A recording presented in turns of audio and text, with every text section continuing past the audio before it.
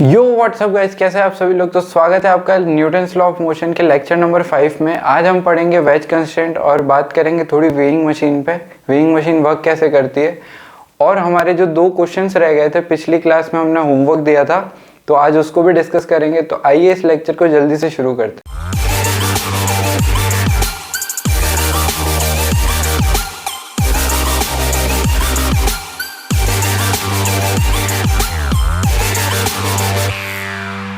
अगर आपने Telegram group अभी तक ज्वाइन नहीं किया है तो किसका वेट करो, जल्दी से जाके ज्वाइन कर लो। वहाँ पे आपको शीट्स, पीडीएफ जो भी है, टेस्ट सीरीज सब आपको वहाँ पे पता पड़ जाएगा। और मेरे से बात करने के लिए भी लिंक डिस्क्रिप्शन बॉक्स में दिया हुआ है। और हमने एक स्प्रेडशीट भी बनवाई थी जिसका लिंक भी डिस्क्रिप्शन बॉक्स में, फर्स्ट लिंक जो है उसमें जाके आपको सारे लेक्चर्स, नोट्स, पीडीएफ जितने भी आज तक शेयर हुए सब वहाँ पे मिल जाएंगे। तो जल्दी से जाके ज्वाइन कर दो। आइए, तो हमने पिछले लेक्चर में 2 क्वेश्चन लास्ट में होमवर्क दिए थे। तो फर्स्ट क्वेश्चन ये है, ये एक सिस्टम है जिसमें ये स्ट्रिंग यहाँ से और ये स्ट्रिंग यहाँ से टाइट है, और ये जो है मास, ये कुछ ऐसा जा रहा है ना। इसमें आपको हिंट दिया था कि जो मास मूव करेगा वो हमेशा इस स्ट्रिंग के परपेंडिकुलरली मूव करेगा। ये 40 डिग्री है, ये 20 डिग्री एंगल था। हमको वेलोसिटी दे रखी थी m1 की, हमको फाइंड करनी थी m2 इस इंस्टेंट पे। ठीक है, तो हम इसको आगे फर्दर सॉल्व करते हैं। तो ये एंगल 20 है, ये 40 है। तो एक ट्राइंगल में, ये एक ट्राइंगल बन रहा है, मान सकते हैं, है ना। इसको एक्सटेंड कर देंगे। ठीक है, तो मान लेते हैं ये ट्राइंगल 20 है, ये ट्राइंगल 20 है, दे रखा है, ये 40 है और ये x है। तो ये पूरा एंगल कितना आ जाएगा? ये पूरा एंगल आ जाएगा 120 डिग्री। ये पूरा एंगल कितना आ जाएगा? ये आ जाएगा 120 डिग्री। अब आपको पता है कि ये सर्कुलर में ही मूव करेगा, तो इसकी जो वेलोसिटी होगी ये टेंजेंशियल है, ये हमको पता है। तो ये वाला जो एंगल है ये हो जाएगा 90 डिग्री, और ये बचा हुआ एंगल, ये बचा हुआ एंगल कितना हो जाएगा? 30 डिग्री। बस इतना से ही था। अब हमको क्या करना है, यहाँ पे स्ट्रिंग कंस्ट्रेंट लगा देंगे।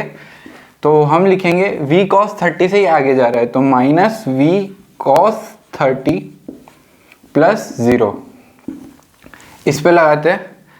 तो 0 plus v is equal to, ये v डैश मान लेते हैं, है ना, इज इक्वल टू 0।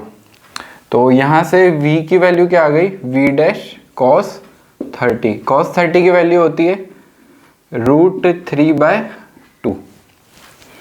यहाँ से v डैश की वैल्यू आ जाएगी 2v/√3। ये हो गया हमारा इसका सॉल्यूशन। अगला वाला क्वेश्चन एक बार आप ट्राई करो। देखो इसमें हिंट क्या है, ये ब्लॉक या तो इस स्ट्रिंग पे, ये जो स्ट्रिंग है यहाँ पे इतनी सी पे स्ट्रिंग कंस्ट्रेंट लगा दो, या इस पे, सेम आंसर आएगा। ठीक है, दोनों में से किसी पे, क्योंकि सारी वैल्यूज जो है सेम है। अब इसमें क्या है, थीटा के टर्म्स में आएगा, तो हमको डिफरेंशिएट करके करना पड़ेगा। तो एक बार इसको आप ट्राई करो, फिर मैं आपको बताता हूँ। तो इस क्वेश्चन में क्या था, मैं आपको क्वेश्चन वापस से समझा देता हूँ। इसमें ये सिस्टम बना हुआ है ना। इसमें 2 पुली है, मासलेस है, सारी स्ट्रिंग जो है मासलेस है। अब हमको क्या बता रखा है कि ये ए ब्लॉक और सी ब्लॉक ये किसके कांस्टेंट वेलोसिटी से u से नीचे जाते हैं। हमको वेलोसिटी ऑफ बी ब्लॉक निकालनी है, वेलोसिटी ऑफ बी ब्लॉक। तो बी की वेलोसिटी हम मान लेते हैं ये v से ऊपर जाता है, लेट, ये हमने मान लिया है। और सेकंड क्वेश्चन क्या पूछा? Acceleration of B. हॉट्स जो बना है ये क्वेश्चन, ये सिर्फ बना है एक्सेलरेशन ऑफ बी। अभी मैं आपको समझाऊंगा तो आपको लगेगा कि ये हॉट्स जैसा क्वेश्चन नहीं है। ठीक है, पर बहुत से बच्चों को लगता है कि एक्सेलरेशन कैसे निकालेंगे, वेलोसिटी दे रखी है। तो हमने पढ़ तो रखा है dv/dt क्या होता है? एक्सेलरेशन। तो एक्सेलरेशन ऐसे आ जाएगा। अब हम पहले निकाल लेते हैं, स्ट्रिंग कंस्ट्रेंट लगा के हम निकाल लेते हैं u। तो सॉल्यूशन देखो, सॉल्यूशन इस वाली स्ट्रिंग पे कंस्ट्रेंट लगा देते हैं। ये v से ऊपर जा रहा है, तो ये यहाँ पे भी वेलोसिटी v होगी, तो ये क्या हो जाएगा? v cos theta. तो v cos थीटा से ये कम हो रहा है, तो minus v cos theta plus 0, यहाँ पे 0, ये v u से बढ़ रहा है ना, plus 0 plus u is equal to 0। यहाँ से v cos थीटा कितना आ गया? यहाँ से आ गया u, और v की वैल्यू क्या आ गई, u बाय कॉस थीटा। ये आ गई हमारे पास v की वैल्यू। अब बात करते हैं हम कि एक्सेलरेशन ऑफ b कैसे आएगा। एक्सेलरेशन निकालने के लिए सबसे पहले इसको dv by a is equal to dv by dt। अच्छा, अब cos थीटा कैसे लिखेंगे, थीटा कैसे लिखेंगे, cos थीटा लिखते देखो, cos theta is equal to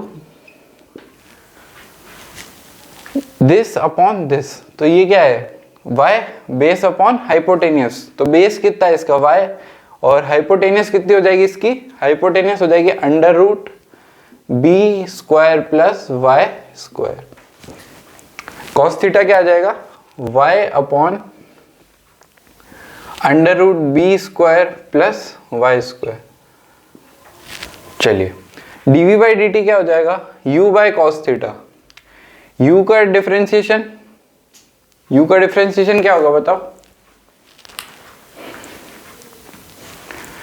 u का डिफरेंशिएशन कुछ नहीं होगा, u का u ही रहेगा। dv बाई dt कह रहे हैं ना, u तो कांस्टेंट है, दे तो रखा है विद कांस्टेंट वेलोसिटी। अब अपॉन कॉस थीटा, तो कॉस थीटा की पावर -2 और ये माइनस, ये समझ में आया क्या क्या किया, डिफरेंशिएशन किया है, ठीक है। अब कॉस थीटा का डिफरेंशिएशन चेन रूल से, sine theta into D theta by D T. समझ गए इतनी बात, D theta by D T. अब हम यहां से इसको सिंप्लीफाई करके लिख लेंगे, तो ये आ जाएगा minus U sine theta upon cos square theta. अब इसमें क्या सब्स्टिट्यूट कर सकते हैं हम, बताओ इसमें क्या सब्स्टिट्यूट करें कि ये सॉल्व हो जाए। देखो अब आपको यहाँ से पता चल ही गया होगा कि इसमें अगर हम cos थीटा को अगर सब्स्टिट्यूट करेंगे तो cos थीटा को अगर सब्स्टिट्यूट कर भी देते हैं तो इससे यहाँ पे कोई फायदा नहीं होगा, है ना। देखो करके देख लो, cos थीटा को सब्स्टिट्यूट करेंगे तो cos थीटा को डालो यहाँ पे, cos थीटा का dy by D x sine theta, है ना, sign theta minus sine theta D theta by D T, है ना, और इज इक्वल टू वाई मान लो इसको, तो is equal to D Y by D T. Y नहीं, इसको जेड मान लो, वाई पहले से दिया हुआ है जेड। अब इसमें डाल भी दोगे तो कोई फायदा नहीं होगा, है ना, इसको करके भी ये तो थीटा के टर्म्स में आ जाएगा। हम एक काम कर सकते हैं, और वैसे भी सब्स्टिट्यूट उसको करा जाता है जैसे हमको यहाँ से हटा के थीटा के टर्म्स को हटाना है ना, तो पूरे को हटाना पड़ेगा, ऐसे कुछ भी नहीं हटा सकते। हम यहाँ से एक काम करते हैं, टेन थीटा लिख देते हैं। टेन थीटा क्या हो जाएगा, टेन थीटा हो जाएगा B upon Y, B upon Y. अब वाई टेन थीटा है ना, टेन थीटा को डिफरेंशिएट करेंगे तो sec square theta is equal to B. B तो कांस्टेंट है, बी तो कांस्टेंट रहेगा। अब क्या आपको लगेगा कि यार थीटा चेंज हो रहा है तो वाई भी चेंज होगा, थोड़ी देर बाद ये ऊपर आ जाएगा, कोई बात नहीं, हम इसको ऐसे करते हैं ना, minus upon Y square direct लिख रहा हूँ देखो, है ना, into D Y by D T.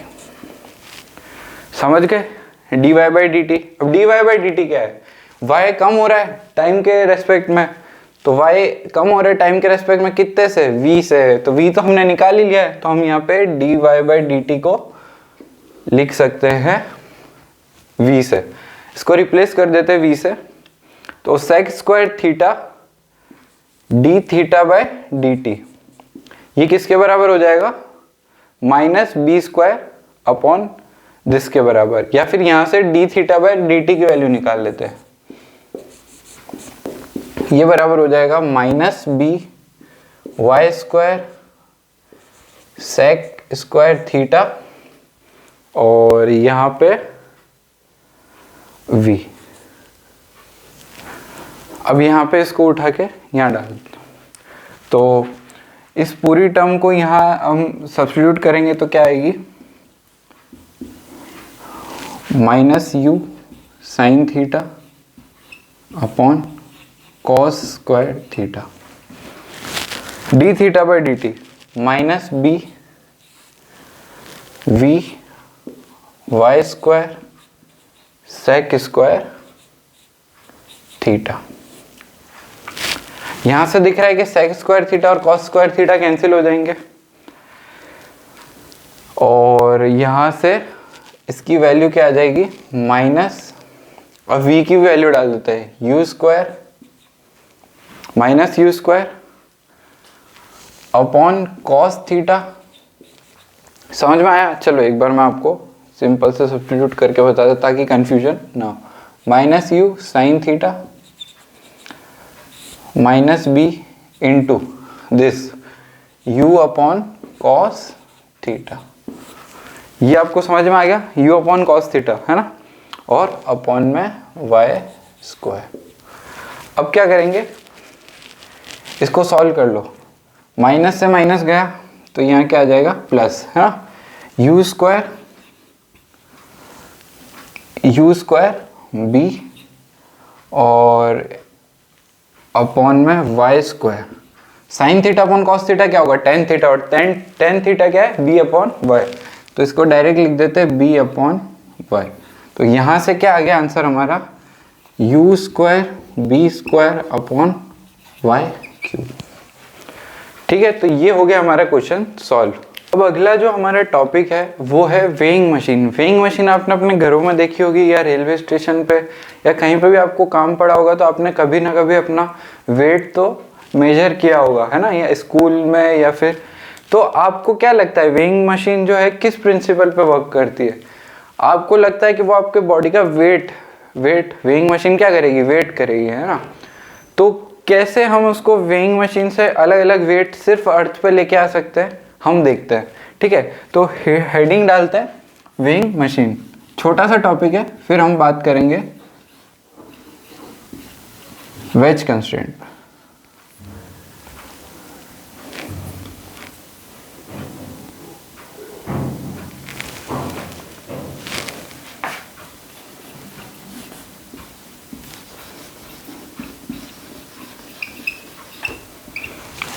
मैं आपके सामने 3 केसेस बनाता हूँ, हाँ,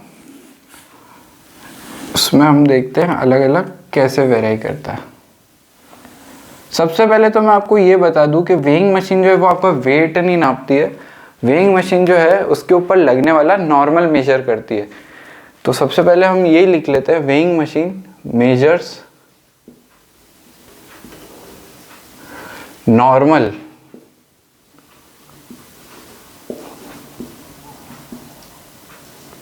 नॉर्मल फोर्स ऑन इट। जैसे मान लीजिए ये एक लिफ्ट है ना, ये लिफ्ट है, हमने ये वेइंग मशीन बना ली है, इस पे एक ब्लॉक रख दिया है 2 kg का। मान लेते हैं ये या तो वेलोसिटी इज कांस्टेंट और ये रेस्ट पे है, यानी जो हम आइडियल कंडीशंस जो हम लेते हैं उसमें बात कर लेते हैं। दूसरा केस है कि ये जो मशीन है लिफ्ट के अंदर,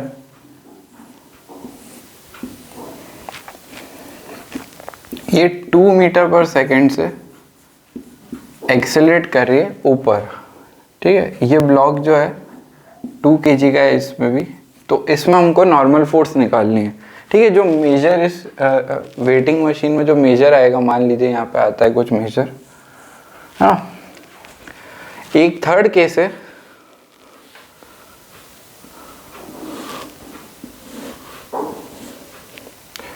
जहाँ पे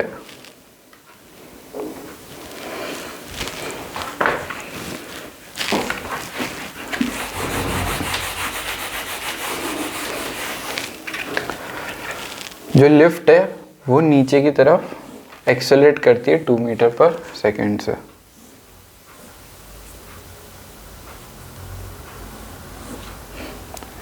इन तीनों में जो आंसर आएगा हमारा जो नॉर्मल का है वो अलग अलग आएगा।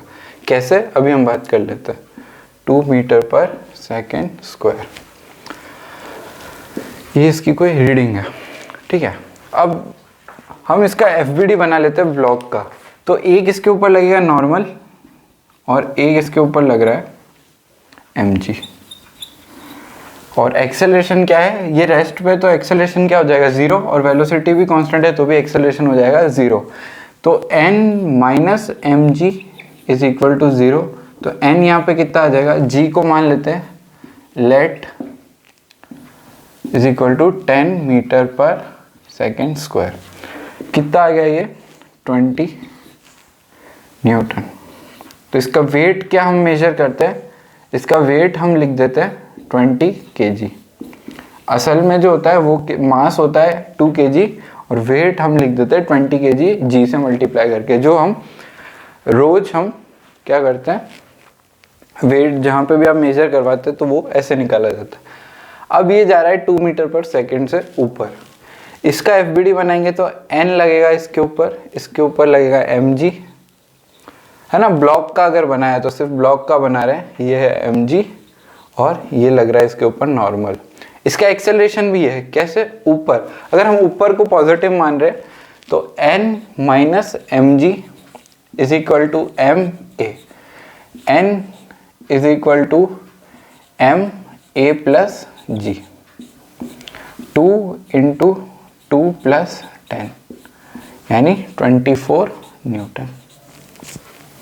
थर्ड केस में भी निकाल लेते हैं, फिर हम देखेंगे कि किस में कैसा फर्क आता है। अब इसमें भी n ऊपर लग रहा है और mg नीचे लग रहा है, तो n minus M G is equal to minus M A, तो n is equal to M G minus A. तो यहाँ से 2 इंटू 8 कितना आ गया 16 न्यूटन। यहाँ से हम देख सकते हैं कि अगर लिफ्ट ऊपर की तरफ एक्सेलरेट करती है तो उसका वेट बढ़ जाता है, क्योंकि एक्सेलरेशन जो है उसका g से बढ़ जाता है, मतलब g नहीं रहता है। और अगर लिफ्ट नीचे की तरफ जाती है तो उसका वेट कम हो जाता है। और अगर हम रेस्ट पे बात करें तो उसका वेट 20 kg आता है, मतलब जो उसका जो ओरिजिनल वेट है वो रेस्ट पे ऐसा आता है, लिफ्ट में जाते ही चेंज हो जाता है। तो यहाँ से हम सीख सकते हैं कि जो आज तक हम जो समझते थे कि जो वेट है वो क्या है, मास इनटू ग्रेविटी, ऐसा नहीं है, मास इनटू ग्रेविटी नहीं है। और ये डिपेंड करता है कि आपके ऊपर एक्सेलरेशन कैसा लग रहा है, ठीक है। सिर्फ ग्रेविटी से नहीं होता है, अगर आप लिफ्ट में जाएंगे तो चेंज भी हो सकता है, ठीक है। तो अगली हम बात कर लेते हैं वेज कंस्ट्रेंट की। वेज कंस्ट्रेंट पे मैं आपको थोड़ा सा आइडिया दे देता हूँ। वेज कंस्ट्रेंट स्ट्रिंग कंस्ट्रेंट के जैसा ही है। हम उसमें क्या करते हैं, नॉर्मल के अलोंग जो भी वेलोसिटी होती है वो इक्वल बना देते हैं, ठीक है, कॉमन नॉर्मल के बीच। तो आइए उसको देख लेते हैं, इसको इरेज करते हैं। चलिए, तो नेक्स्ट टॉपिक है हमारा वेज कंस्ट्रेंट। वेज कंस्ट्रेंट में पहले हम लिख लेते हैं कि कंडीशंस क्या क्या होती है। वेज कंस्ट्रेंट में कंडीशन होती है, वेज कंस्ट्रेंट की कंडीशन। सबसे पहले तो जो भी ऑब्जेक्ट्स है, objects must be rigid. Rigid का मतलब क्या होता है कि उसका साइज, शेप और बाकी जो मेजरमेंट है वो चेंज नहीं हो सकता है, ठीक है। ब्लॉक हो गया, वेज हो गया, है ना, और पुली हो गई, स्फेयर हो गया, एटसेट्रा। ये सब रिजिड होने चाहिए, ये सब रिजिड होता है। सेकंड है object must be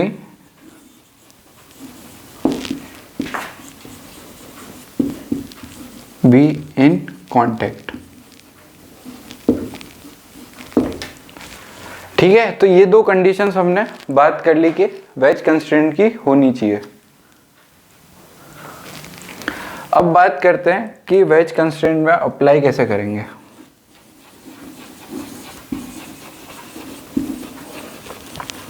veg constraint में अप्लाई कैसे करेंगे, जैसा मैंने आपको बताया था कि दो ब्लॉक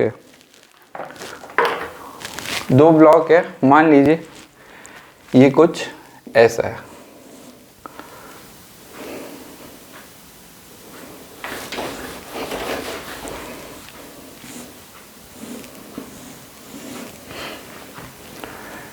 इस ब्लॉक की वेलोसिटी है कुछ v इस तरफ। ये ब्लॉक, ये वाला जो ब्लॉक है बी ब्लॉक, ये इसके कांटेक्ट में है हमेशा जब भी ये मूव कर रहा है ना। ये थीटा मान लेते हैं, theta is equal to 30 degree है ना, 30 डिग्री। ये मूव कर रहा है 10 मीटर पर सेकेंड से। वेज कंस्ट्रेंट के हिसाब से जो लॉ है वो ये कहता है कि जो भी कांटेक्ट फोर्स यानी जो भी कॉमन नॉर्मल के अलोंग जितनी भी वेलोसिटीज है वो सेम होगी। इससे हम क्या कर सकते हैं, देखो वेज कंस्ट्रेंट क्या कहता है, कॉमन नॉर्मल। कॉमन नॉर्मल क्या है, इसका ये यहाँ पे कांटेक्ट है तो कॉमन नॉर्मल कौन सी हो गई, ये वाली, ठीक है। कॉमन नॉर्मल के अलोंग जितनी भी वेलोसिटीज है कि या फिर वेलोसिटीज है या वेलोसिटीज के कंपोनेंट्स है वो सेम होंगे, है ना। तो v cos 30 है ना, v cos 30 हम लिख सकते हैं v cos 30 is equal to 10।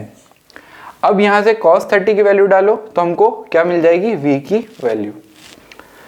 v is equal to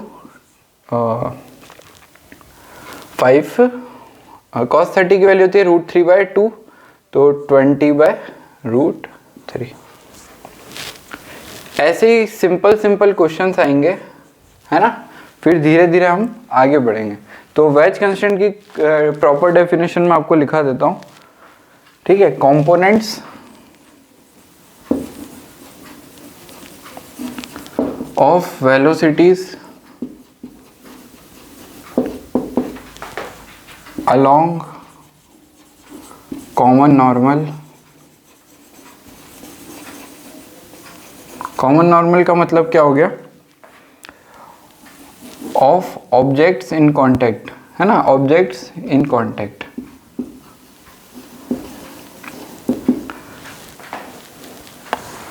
along a line, along line of common normal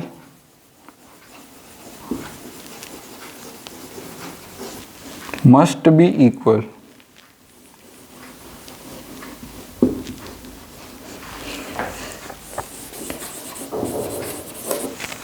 चलिए, तो ये हो गई हमारी डेफिनेशन।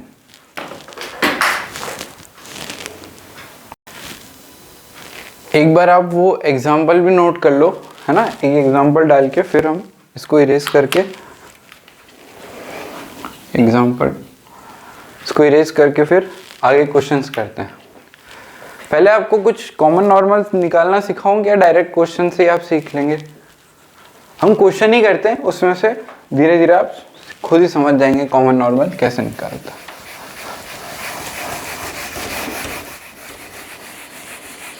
उस क्वेश्चन को नोट कर लीजिए एक बार।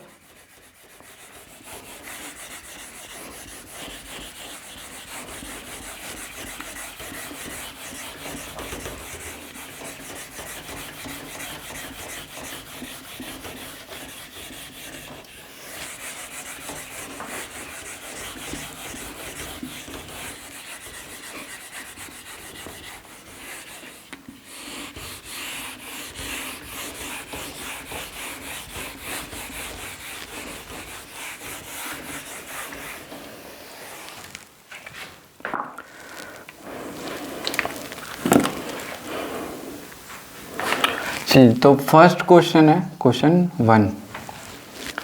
एक वेज है,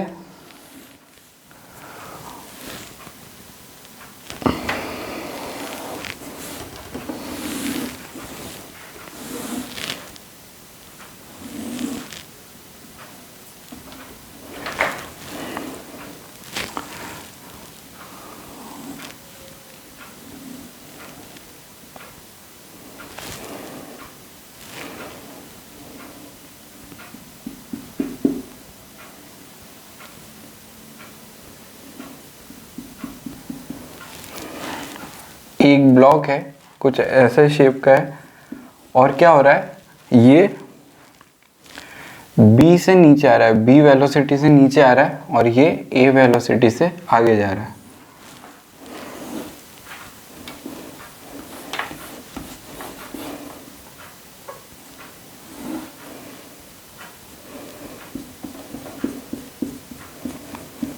हमको क्या करना है, फाइंड रिलेशन बिटवीन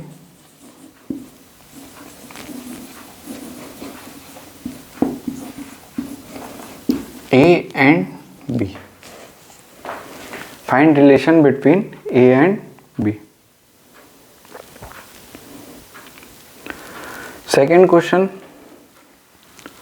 तो पहले इसको सॉल्व करके बता देता हूँ, फिर सेकेंड क्वेश्चन एक बार आप ट्राई करना, फिर उसका सॉल्यूशन देख लेना।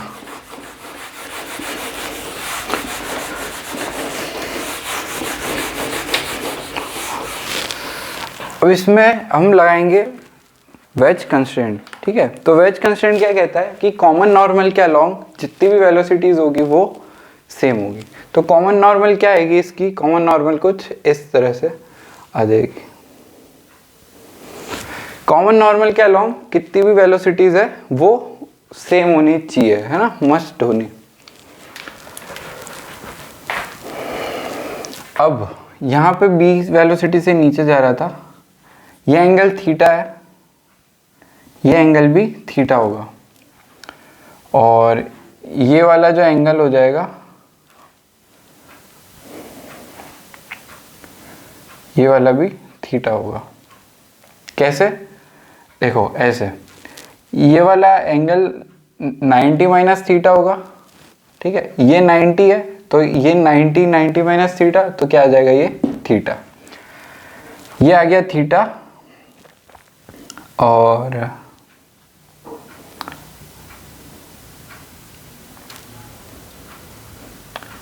इसके अलोंग बी कॉस थीटा, ठीक है। ये है ए, है ना, ए, इसको यहाँ पे बनाते देखो, ये कोई सरफेस है ना, ये इसकी नॉर्मल है, एक वेलोसिटी है बी, एक वेलोसिटी है ए, ये है कॉमन नॉर्मल, ये था थीटा, ये वाला एंगल होगा 90 माइनस थीटा,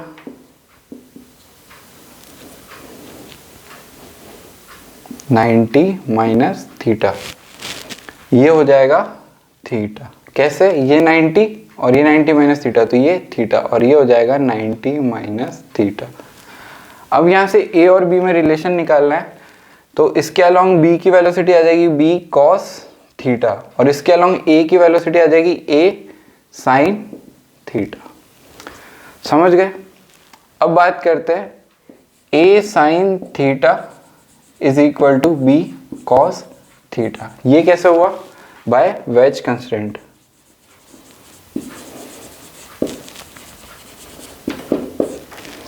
वेज कंस्ट्रेंट में बहुत दिक्कत आती है लोगों को, तो आप बस ये ध्यान रखना है कि नॉर्मल के अलोंग वेलोसिटी क्या हो जाएगी, सेम। यहां से लिख सकते हो A tan theta is equal to B, ठीक है। नेक्स्ट क्वेश्चन पे चलते हैं। नेक्स्ट क्वेश्चन समझ में आ गया होगा, ये वाला है ना, इजी क्वेश्चन था। नेक्स्ट क्वेश्चन, इसको नोट कर लो एक बार, अगर आप नहीं कर पाए तो वीडियो को पॉज करके नोट कर लो।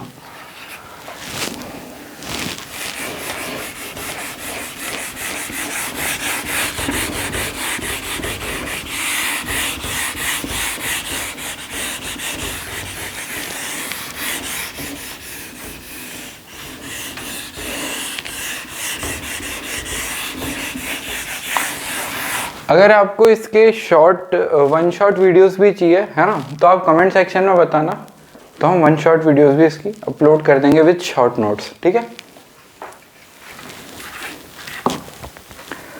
सेकंड क्वेश्चन देखो,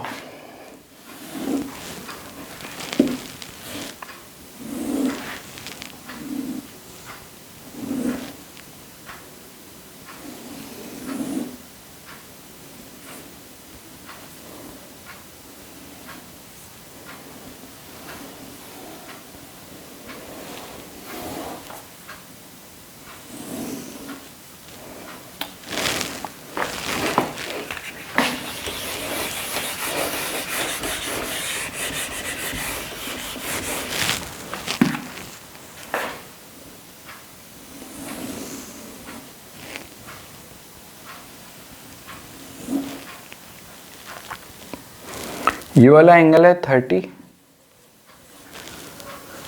ये इसकी वेलोसिटी है b कुछ होगी, इसकी वेलोसिटी हमको दे रखी है 10 मीटर पर सेकेंड स्क्वायर।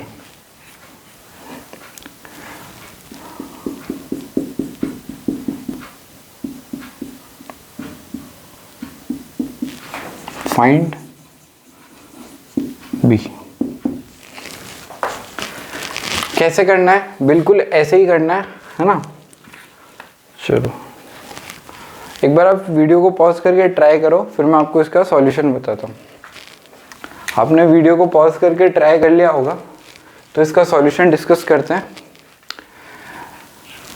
इसमें मैं कुछ ही चेंज करता हूँ, देखो है ना, पूरा डायग्राम ऐसे ही बनेगा। बी को बी है ना, वो भी बी से आ रहा था और ये भी बी से ही आ रहा है। अब इसमें क्या है, यहाँ पे भी कांटेक्ट है, उसमें भी था कांटेक्ट। वो दोनों जो रॉड थी वो एक गैप में से आ रही थी, तो यहाँ पे कांटेक्ट से कोई मतलब नहीं है, हमको यहाँ से वेज कंस्ट्रेंट लगाएंगे और काम हो जाएगा। अब यहाँ पे थीटा की वैल्यू है 30 डिग्री, तो हम लिख देते हैं यहाँ पे 30 डिग्री। 30 90 माइनस 30 हो जाएगा 60। 60 यहाँ पे 30 आ जाएगा, 30 ये हो जाएगा 60।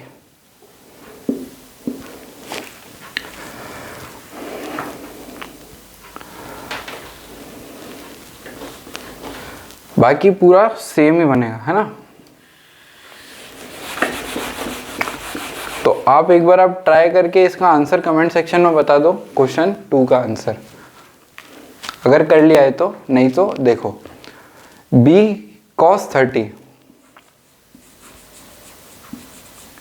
Is equal to a sin a cos 30 60 sorry. a की वैल्यू दे रखी है हमको 10 दे रखी है ना। b की वैल्यू यहाँ से क्या आ जाएगी, b is into √3/2 is equal to 10 into 1/2। b की वैल्यू यहाँ से आ जाएगी 10/√3 मीटर पर सेकेंड। स्क्वायर नहीं है, स्क्वायर है। चलिए सेकंड क्वेश्चन भी इजी लगा होगा, थर्ड क्वेश्चन पे देखते हैं। वेज कंस्ट्रेंट बहुत इजी सा कंसेप्ट है ना। इसको बहुत पता नहीं क्या करके समझाता है, बहुत इजी से आपको समझ में आ रहा होगा। समझ में आ रहा है तो एक बार बता दो कि हाँ समझ में आ रहा है और अच्छा चल रहा है, तो उसी लेवल से पढ़ाऊँ फिर मैं। नेक्स्ट क्वेश्चन देखते हैं। नेक्स्ट क्वेश्चन कुछ ऐसा है, बहुत बड़ा क्वेश्चन है दिखने में, है ना, दिखने में बड़ा है। ये वाला जो वेज है ये मूव कर रहा है यू से, ये वाला जो वेज है ये मूव कर रहा है 2u से। बाकी सारी सरफेसेस क्या है, स्मूथ है ना, स्मूथ।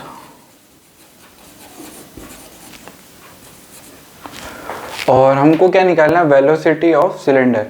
ये वेज इधर जाएगा, ये वेज उधर जाएगा, तो ये ब्लॉक किधर है, ये सिलेंडर कहाँ आएगा, नीचे। तो हमको उसी की वेलोसिटी निकालनी है कि किस वेलोसिटी से आएगा। तो एक बार आप ट्राई करिए, फिर इसका सॉल्यूशन देखते हैं। वीडियो को पॉज करके एक बार ट्राई कर लीजिए। आपने ट्राई कर लिया होगा, इसका सॉल्यूशन देखते हैं। इसमें हम मान लेते हैं ये जो सिलेंडर है ये कुछ Vx से इस डायरेक्शन में और Vy से इस डायरेक्शन में मूव करता है, मान लेते हैं। अब हम क्या करते हैं, यहाँ से एक नॉर्मल जाएगा, वो कहाँ से पास होगा, सेंटर से। ये हमने पहले ही सीख लिया था। इसके पैरेलल एक लाइन ड्रॉ कर देते हैं। ये वाला एंगल कितना हो जाएगा, 30 डिग्री। और ये वाला एंगल हो जाएगा 60 डिग्री। इसी से ये वाला एंगल कितना हो जाएगा, 60 डिग्री ज्योमेट्री से। चलिए लगभग सारे एंगल आ गए हमारे पास। ये वाला हो जाएगा 30 डिग्री।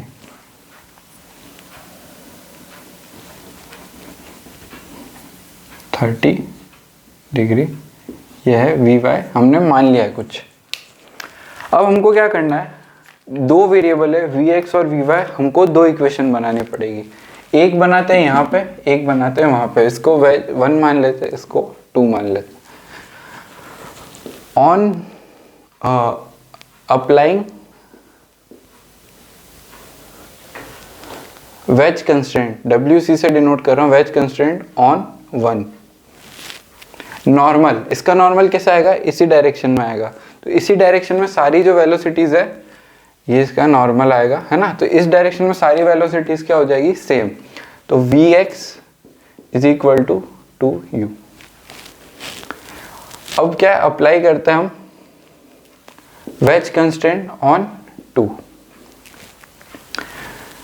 ये वाली नॉर्मल देखो, ये u से जा रहा है, हाँ, तो यहाँ पे भी कुछ u होगी, इसके भी एक कंपोनेंट आएगा इस डायरेक्शन में, एक कंपोनेंट आएगा इस डायरेक्शन में।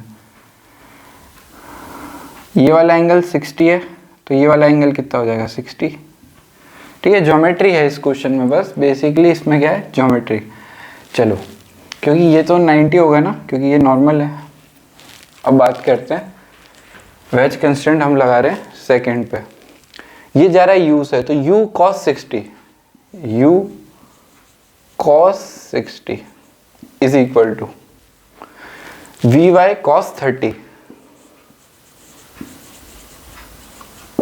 Plus Vx minus minus, sorry देखो ये उस साइड जा रहा है, हाँ, तो इधर आ रही है, तो इस वाली डायरेक्शन में सारी वेलोसिटीज को मान लेते पॉजिटिव और इधर वाली को मान लेंगे नेगेटिव। तो Vx cos 60, Vx की वैल्यू है 2u, Vx को सब्स्टिट्यूट कर देते हैं 2u से। 2u cos 60, u cos 60 उधर जाके हो जाएगा 3u cos 60 is equal to Vy cos 30। 3u into 1/2 is equal to Vy √3/2। √3 से √3 गया, तो Vy की वैल्यू क्या आ गई, √3u।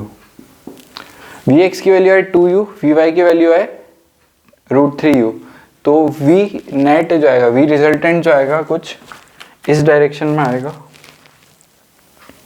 Vy बड़ा है ना, Vx बड़ा है, तो कुछ इस डायरेक्शन में आएगा।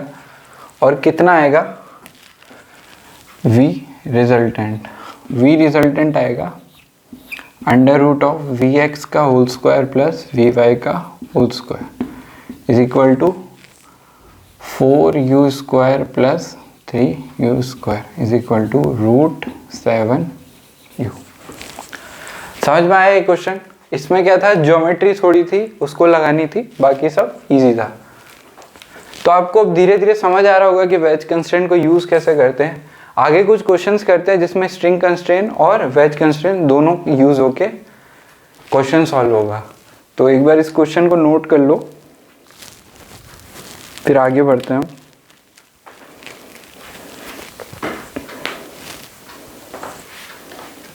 ये था हमारा सॉल्यूशन।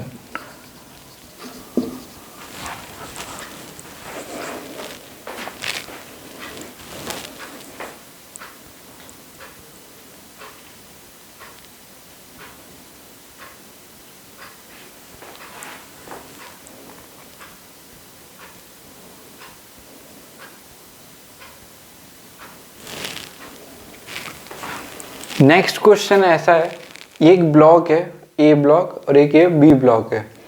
ये पुली से कनेक्टेड है बी ब्लॉक। ए ब्लॉक जो है वेलोसिटी ए से आगे मूव कर रहा है, ठीक है। हमको निकालना है एक्सेलरेशन ऑफ, वेलोसिटी नहीं है ये क्या है, एक्सेलरेशन। ये ए एक्सेलरेशन से आगे बढ़ रहा है, तो हमको निकालनी है बी वेलोसिटी, बी ब्लॉक की एक्सेलरेशन इन टर्म्स ऑफ ए। क्या कर सकते हैं इसमें, सबसे पहला तो दिख रहा है एक स्ट्रिंग है, ये ए से मूव हो रहा है, तो ये ए से कम हो रही है, यहाँ से ए से बढ़ रही होगी, तो एक तो आ जाएगा स्ट्रिंग कंस्ट्रेंट, ठीक है। अब एक्सेलरेशन, बहुत से बच्चे क्या करते हैं, बस स्ट्रिंग पे लगा के और छोड़ देते हैं। क्यों भाई, ये ब्लॉक पे वेज कंस्ट्रेंट भी तो लगेगा, ये ब्लॉक आगे भी तो मूव करेगा नीचे के साथ साथ, तो एक्सेलरेशन कैसा आएगा इसका, कुछ ऐसा।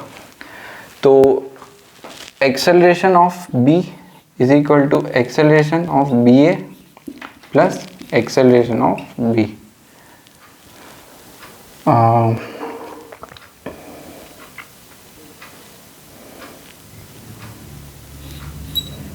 दिस ठीक है, acceleration of B in Y direction.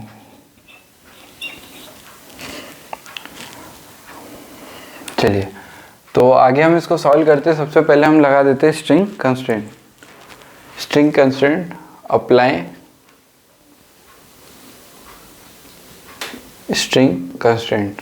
तो सबसे पहले क्या आ जाएगा, ये स्ट्रिंग ए से कम हो रही है तो माइनस ए प्लस 0 प्लस ये वाली स्ट्रिंग जो है मान लेते हैं ये बी है, इसकी वेलोसिटी एक्सेलरेशन और यहाँ पे है ना, तो ये बी से इंक्रीज हो रहा है, यहाँ पे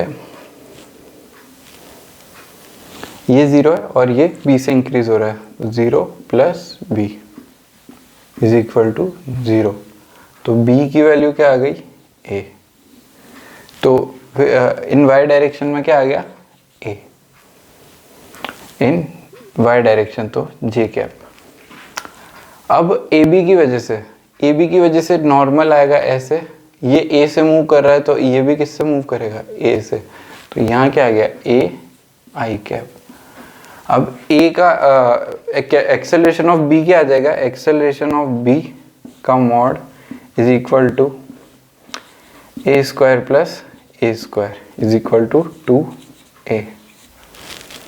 समझ गया, इजी क्वेश्चन था, बस इसमें यही था कि बच्चे ये वाला लगाना भूल जाते हैं।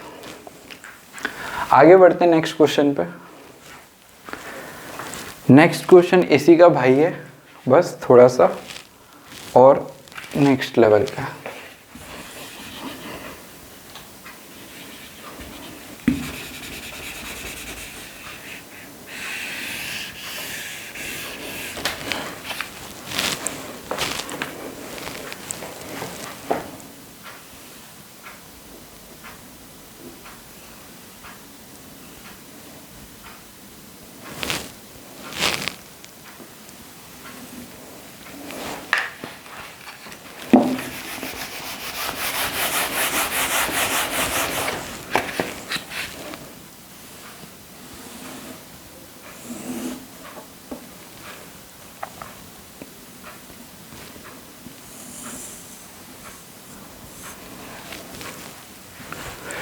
ये ब्लॉक सी है ना, ये मूव कर रहा है एक्सेलरेशन बी से इस डायरेक्शन में। Calculate acceleration of B in terms of, ये नहीं आएगा, कैलकुलेट एक्सेलरेशन ऑफ बी।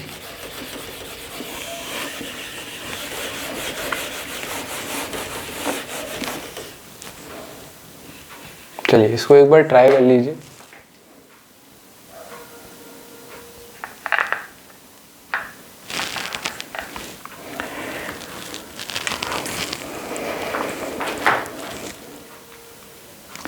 इसमें भी हम क्या करेंगे, हमको यहाँ से वेज कंस्ट्रेंट से दिख रहा है ना कि ये कितना आएगा यहाँ पे एक्सेलरेशन ए।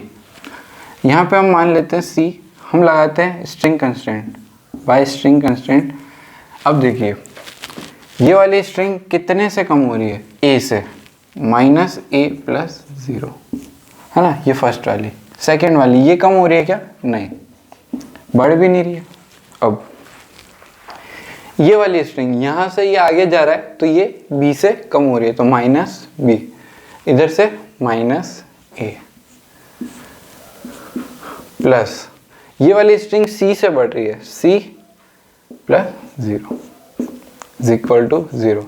c की वैल्यू क्या आ गई, c आ गया हमारा 2a प्लस b। अब रिजल्टेंट निकालना है, a रिजल्टेंट वो आप निकाल सकते हो,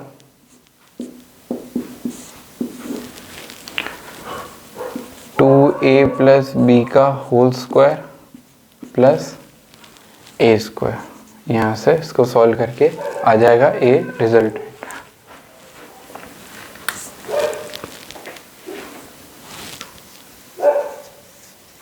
अच्छा यहाँ पे ये वाला माइनस बी आएगा, ये भी तो माइनस हो रहा है, तो ये कुछ ऐसा बन जाएगा। ठीक है, ये ए से मूव कर रहा है, ये बी से मूव कर रहा है, तो ऐसा। चलिए आज का लेक्चर बस यहीं तक रखते हैं, आगे का हम कल पढ़ेंगे। इसमें क्वेश्चन है थोड़े, है ना। कल की क्लास थोड़ी एक्सटेंड कर लेंगे, आज क्या लेट हो गया बहुत। अब आपके इस चैप्टर में बचा है स्प्रिंग फोर्स और स्प्रिंग कटिंग और सूडो फोर्स। चलिए, तो आपके दो लेक्चर में इसको कंप्लीट कर लेंगे। अगला लेक्चर थोड़ा बड़ा बना लेंगे और उसको कंप्लीट कर देंगे। तो आज के लिए बस इतना ही रखते हैं। थोड़ा सा होमवर्क ले लीजिए, आप थोड़ा होमवर्क कर लेना।